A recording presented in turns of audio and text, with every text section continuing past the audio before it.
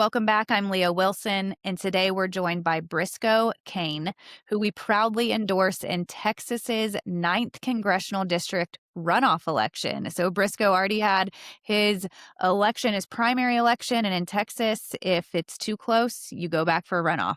So Briscoe's not talking about health freedom. He's been in the fight as an attorney. He's represented healthcare workers seeking exemptions to vaccine requirements. He's challenged mandates in court and won.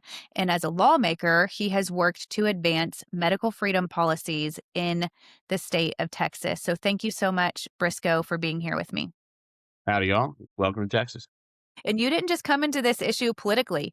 I mean, you were in the courtroom fighting, as I mentioned. And so I would love to hear what pulled you into those legal battles to begin with.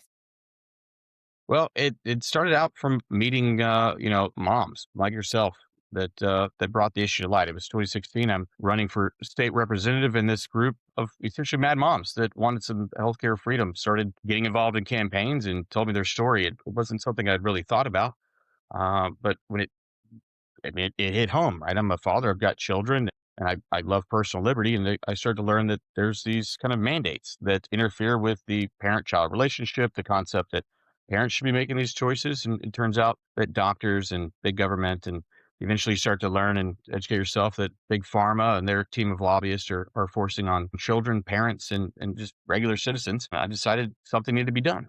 And it kind of just grew naturally from there. Eventually, when people kind of found out there was you're one of those lawyers that's willing to do something about it, and that often means a lot of us are working for free or doing it pro bono because you got a passion about it. I started to get phone calls and became one of the guys that was willing to do something about it when local governments or colleges or even employers, like what we saw during COVID, were interfering with people's medical liberties. Yeah. Was there a story in particular that showed you, wow, this is more serious than I could have imagined? I wouldn't say a single one stood out. It was more like the amount of it, that it wasn't just this one-off case. This was happening to a lot of families, kind of like your stories of interfering with your ability to whether you can foster children, or whether parents have the ability to send a child to a certain school, or whether that kid, because of a status of a vaccine, is able to get another medical treatment or be allowed to go to that facility. That just kind of really started to bother us. It wasn't something fringe, right? People try to make it seem like this is a rare occurrence and it never happens. And I just kept hearing story after story after story. And I'll tell you, if you haven't heard these stories, you're not listening. You're not looking for them, because this is a real thing and it's something we must address. It's about human dignity at the end of the day, really, and individualism. And that's a core kind of role of government, which is to protect the freedom of the individual. When talking about human dignity, I think one of the most sacred roles as an individual, as a human, is your parental rights, your parental responsibilities. Do you believe that parents always have the final say when it comes to their children's medical decisions? Certainly so, depending on your worldview. Right? My worldview is quite simple. God gave the child to the parents. That's it. He didn't give the child to the government. He didn't give the child to the community. He gave the child to the parents. And that's exactly the role of the parent. They're the absolute authority, absent some extreme circumstances where the government can maybe even step in. But until that parent-child relationship is severed, right? Until a court takes away that right, that parent's still in the driver's seat and should be in the driver's seat, and our policy should reflect that. Sadly, that's not exactly what we see. We government, especially even in conservative states and red states, talk a big game about parents calling the shots, but that's not what we see on the law books. That's very interesting you say we talk a big game because even in our public schools here in Indiana, a pretty conservative state, they host these sessions according to grade level that teach you how to reach out for help if your parents aren't taking you to get the medical care that you as a child think that you need. And it's just fascinating to me that good-hearted teachers and administrators would look at an entire student body and sow seeds of doubt about whether or not their parents are doing the right thing for them. And it's just like, wait, isn't this one of the primary indicators of success is how strong the parent-child relationship is? And to be willing to get in between that comes at a really high cost. So I saw that you strongly opposed school-based health centers that provide care for students without their parents being present on school property. So what concerns you about that model? Yeah, and what's interesting is the school-based healthcare system. I think its precursor may have been sex ed, and something that I guess was controversial at the time, and maybe we've all kind of just grown to accept it as something. But I think that was kind of maybe the camel's nose that we allowed then the government to begin taking that role of the parents to even have those discussions. And we start to see schools and others, right, to begin to advocate for contraceptions behind the parents' advice. And so, regardless of your opinion on those things, you realize we started to cede to the government the role of the parents, and they started doing things behind parents' backs. And now we have this new system where we're letting healthcare workers, especially psychologists and psychotherapists, into our schools that, aside from just medical, I guess when we think medical, we're thinking the physical body, but also the mental, emotional, where parents would probably never let their kid outside of school go see what I would consider, in many cases, quacks that are kind of confusing their children about maybe even their identity or gender identity, much less medicine. And it's all done with, I think, intent and malice, right? A forethought that they know that they're doing things parents wouldn't approve of, but they've let these things into their schools, especially kind of these nonprofits that are unregulated, things that schools couldn't do themselves.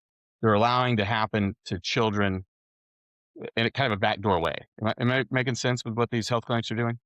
Right. And so while we say schools can't do it, they're doing it anyways, kind of in a backdoor way by letting a nonprofit that, in many instances really reminds me of NGOs that are doing stuff that we're not allowed to do ourselves. And so it needs to be brought to attention, and we need to stop it at all costs. You mentioned the intent. Why are these things happening? Why are we bringing healthcare to the kids when the parent has a responsibility to even pick the provider? I think even that is an important decision of which provider you trust with your child. And what we're seeing is this being pitched as a way to keep mom at work. Don't disturb mom's functions as a professional so that the child can be taken care of without bothering mom. And I think that creates a lot of problems as it relates to the function of the family in our individual states. Yeah, I could see that as being some of the state of mind of some, but I also think some really have an ego where they truly, sincerely think they know better than mom and dad. Like that is their worldview. They believe they are there to raise your children, that they know best, and that parents can have that stuff at home, but they're going to do differently and disregard the wishes of the parents when the child gets to school. We have heard that a lot. We've heard, we have to have the sex ed conversation because parents just are not equipped to teach their children. And it's like, wait, when it comes to things outside of reading and arithmetic and skill building in order to walk into the workforce, where do the boundaries begin and end? So I want to move into another topic that you spoke on in the survey that you submitted to us, and you raised serious concerns about the real ID becoming a de facto national ID system. And why is that issue a line in the sand type issue for you? Hmm.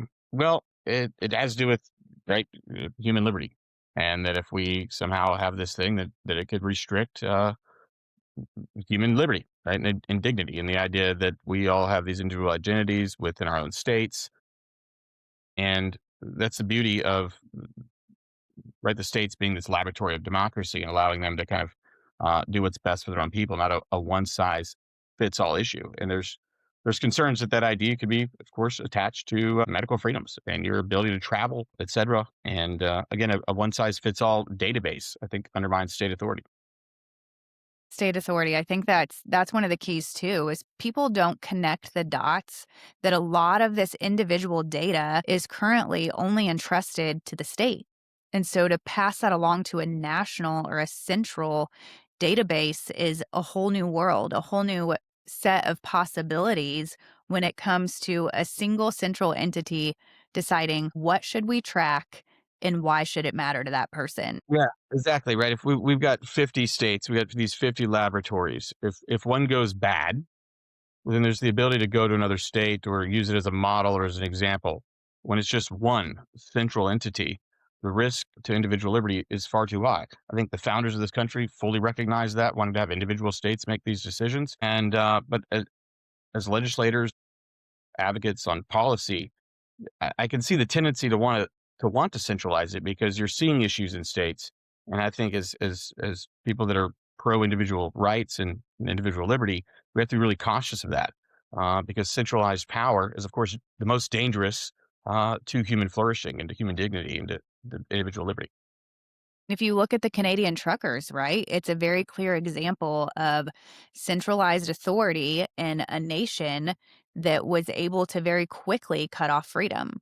Whereas if you look at what happened during COVID in the United States, there were battles happening across the US on different issues on different fronts. And those citizens had a larger voice because their House representatives and their senators and their governor are way closer to home than Washington, D.C. is.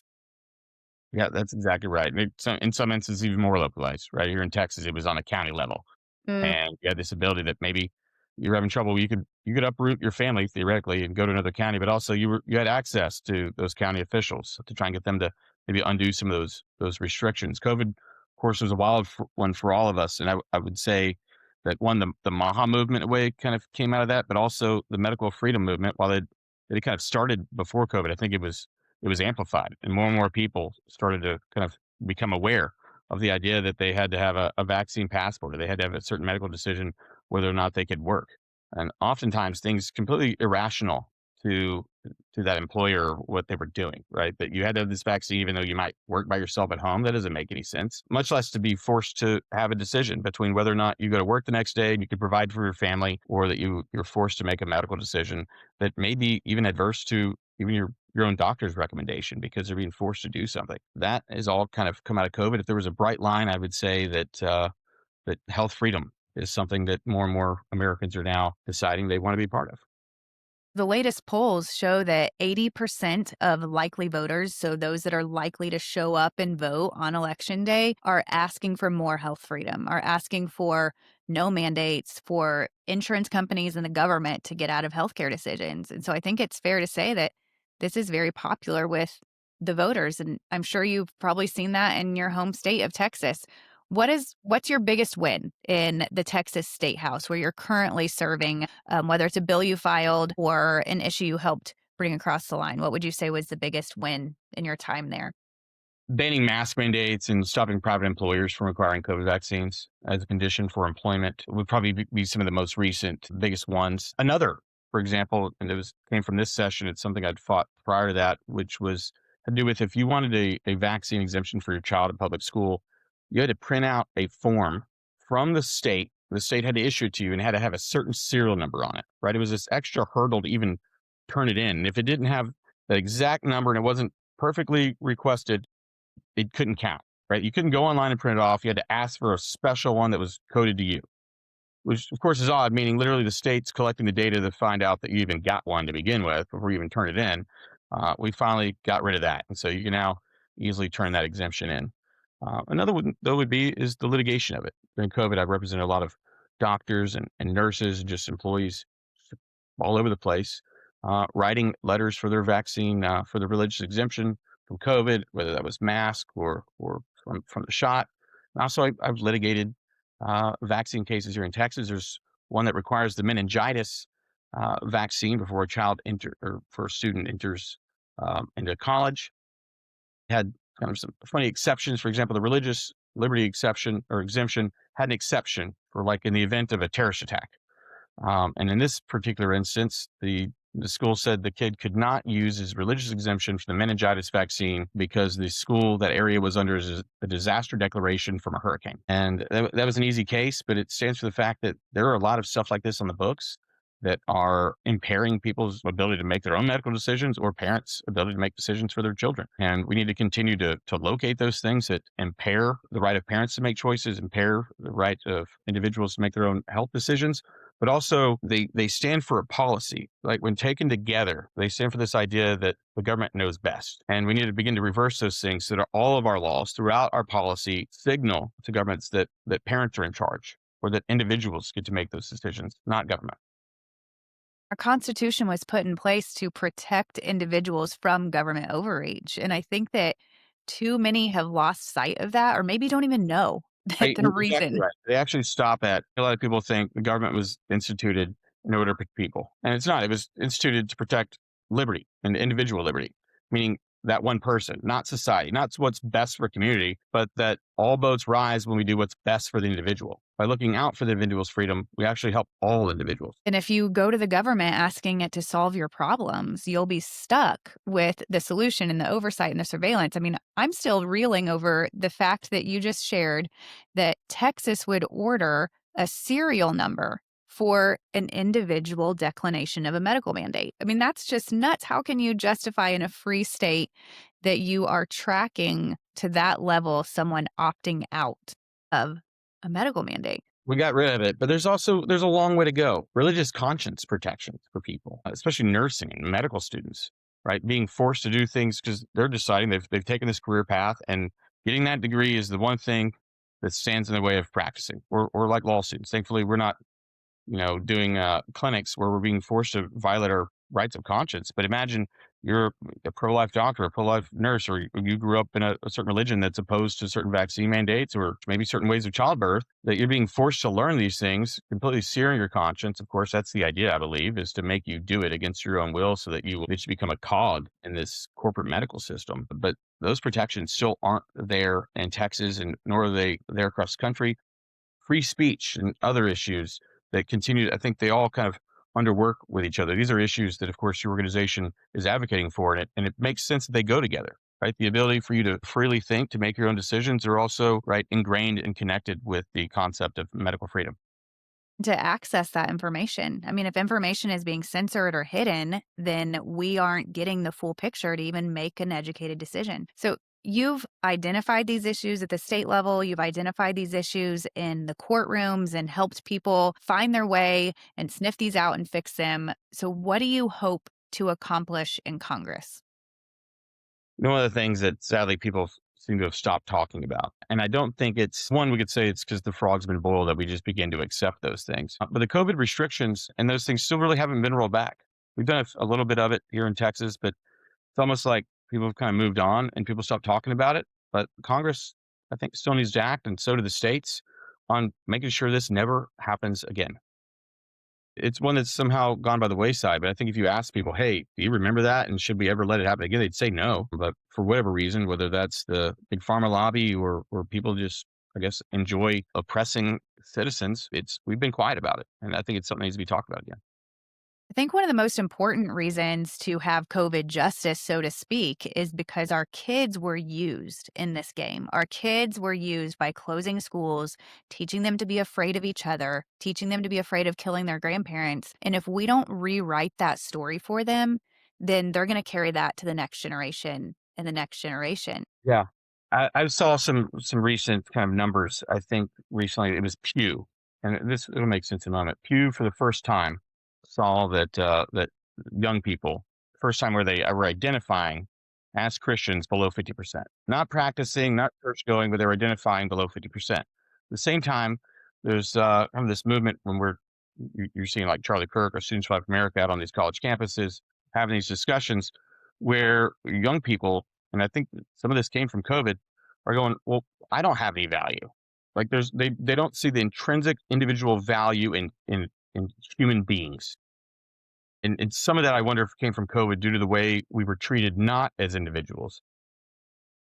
And when people stop seeing this intrinsic value in humans and their identity, which I think, for one, for the West, comes from our faith and through our religion, heavily in Christianity, whether you're Christian or not, you recognize that those concepts are principles of Western democracy, of something that came out of, at least for me, as of my faith as a Christian, that comes from Scripture.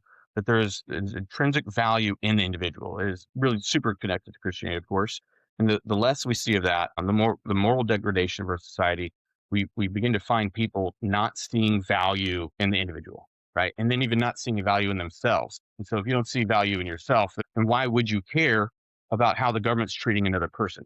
There's some little deeper thought, but it's certainly concerning about how we treat the individual. And again, I think that's reflected in our education system that comes out with our youth not seeing value in themselves.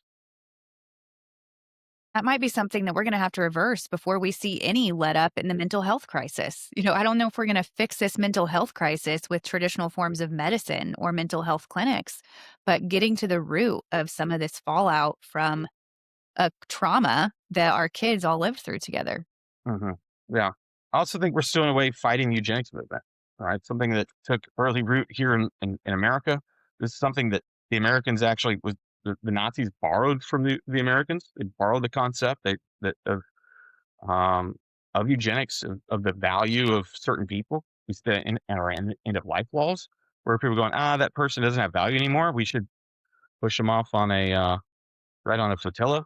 You see that in certain cultures, and I think that's something that's slowly kind of begin to snuck its way in the United States, whether that's through a physician-assisted suicide, et cetera.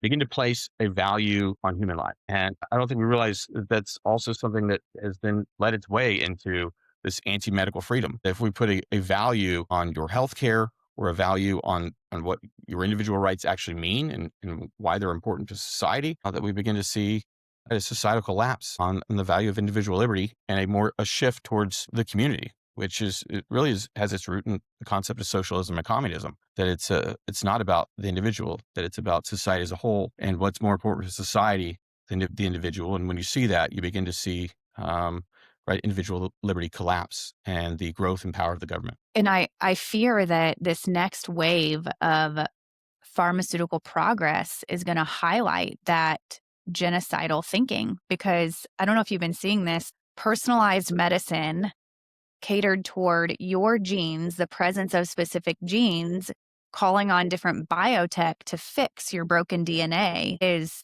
risky business. I mean, especially when now we're seeing that the research industry is leaping over long-standing ethical norms to never mess with the germline. And it's like, wait, if you mess with the germline and you value certain genes over other genes, where does that get us in the long run?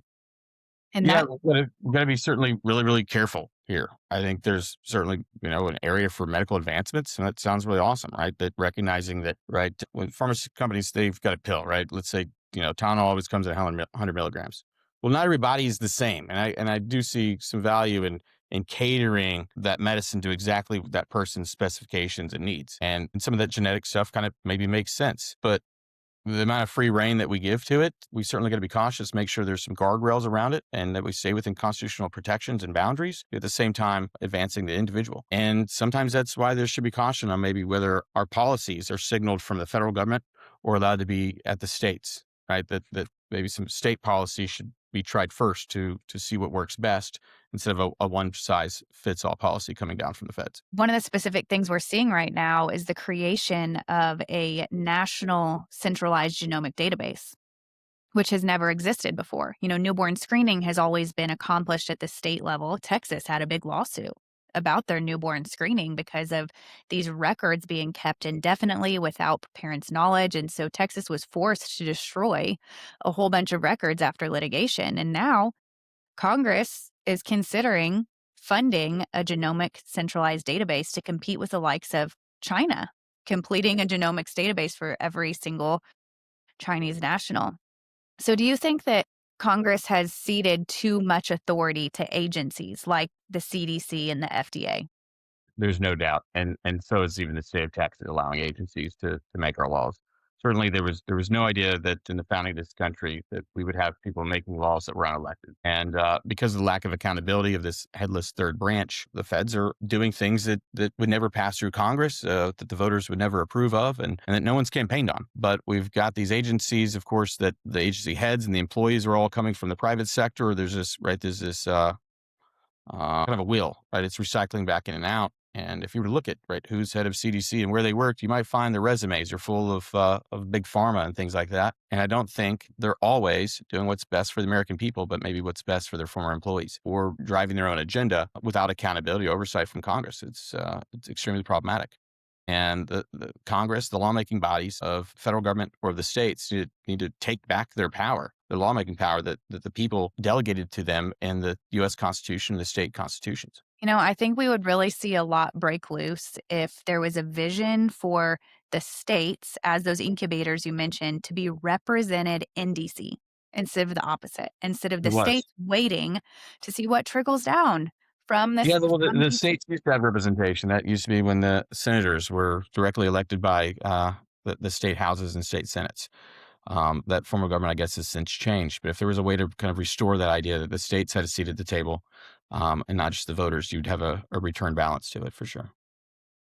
Absolutely. So for Texas's ninth congressional district, what do you bring into this race that no one else does?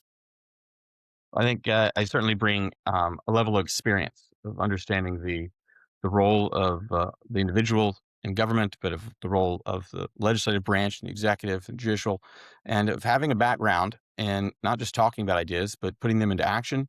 And as you'll say, I don't just go to Austin to fight for these things or file bills on it. I also do that in the courtroom because I truly, sincerely believe these things. And having that record, now after 10 years, after a decade of fighting for my community in the legislature, decided to continue that fight in DC. Well, absolutely. And so May 26th is the runoff election for congressional ninth district of Texas, and Briscoe Cain will be on that ballot. What else do you want the voters in Texas's ninth to know before they show up on May 20th? Yeah, well, if healthcare freedom is a concern of yours, if parental rights is a concern of yours, if you're concerned about your freedom of conscience, your right of religion, your ability to speak freely, whether that's in the court of public opinion, in the public square, or at your employer, look us up. You can find more information on briscoecain.com. That's BriscoeCain.com. If you'd like to volunteer or become a donor or just even get involved or have questions, if you're one of those people, so am I. And I'd love you to come over and join the team so we can advance human liberty together. Absolutely. Well, Briscoe Cain running for Texas's ninth congressional district runoff election, May 26th. So if you're in this district, this is a critical moment and your vote matters. And they can find out more information on the website. Thank you so much for sharing that. We'll make sure that's all in the show notes because, friends, runoff elections, special elections, primary elections are the secret tool to the grassroots movement. So we need you to not give up in this moment, but to show up, cast your vote, volunteer, and do what you can. So, Briscoe, thank you so much for joining me today. And we look forward to supporting you in the race for Texas's ninth congressional district. Let's go win.